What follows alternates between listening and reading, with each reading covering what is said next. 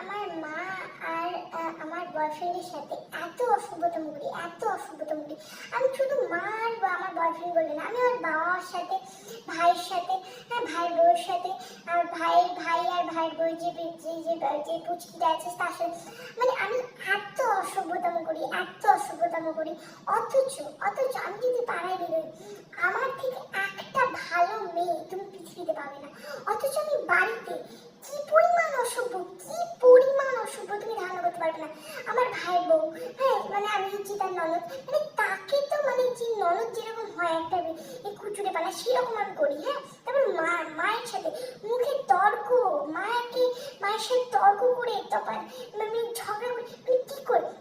আর বাবার সাথে, বাবা যদি কিছু বলে সেটা শুনবো না, সেটা শোনার কোনো চেষ্টাও নেই, মানে আমি এরকম অসভ্য। আর ভাইকে তো আমি মানে ভাইয়ের সাথে তো মারামারি, মানে আমি আমার বাড়িতে এত অসভ্যতম করি, এত অসভ্যতম করি।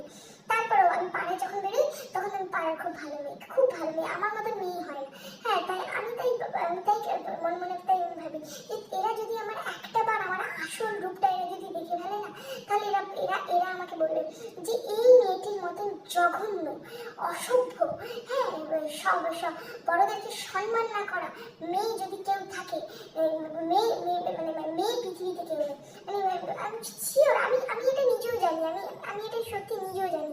আর আমার পরিবার আমাকে শুধু জন্ম দিয়েছে বলে আমাকে শুধু সহ্য করছে, মানে সত্যিকারে মেরে ফেলতে পারছে না। কারণ মেরে ফেললে তাদের আবার পুলিশ টুলিশ তুলে নিয়ে যাবে, জেলে ফেলে দেবে, তাই মেরে ফেলতে পারছে না। হ্যাঁ, তাছাড়া মেরে ফেলতে পারছে না, তাই জন্য। আর ওই সারাদিন আমাকে দুমুঠো খেতে দিচ্ছে, আর ওই আমার মতন একটা বোঝাকে বই নিয়ে চলছে। সিরিয়াসলি আমি এটা সত্যি, এটা ট্রু